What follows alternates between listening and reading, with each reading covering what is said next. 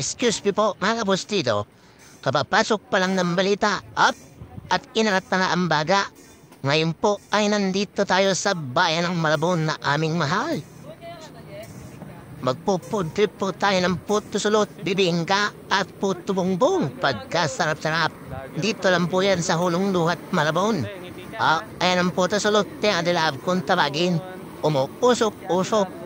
Talagang iyong babalik-balikan. May kasama pa yung libreng tsa. Ayan ang aming manager, Madam Bekinemen. Ayan na po, nilalagyan na ng itlog na pula. Ang pampasarap sa bibingka. Maya-maya, idadarang na po yan sa baga para lalong sumarap at maluto ang loob ng bibingkang ito. Ayan Nag-order po kami ng 2 ganyan. At ito na po yung puto bongbong na paborito ni Kyombi. Dangles, ayan Umorder din kami niyan, mga kabastiso. Pinabalot na po ang ating puto bongbong. Ayan na si Pepo to. Binabalot po. Ito naman po ang puto sulot sa aming order.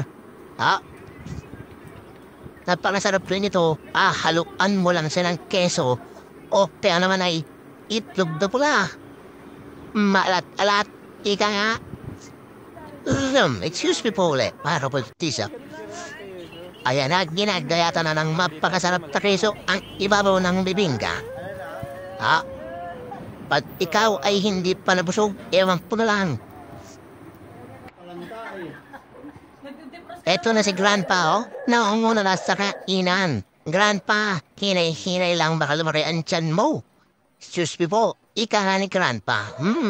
Ayan na po, inusubutan ni Grandpa ang napakasarap na puto sulot. Grandpa, baka mabulunan ka.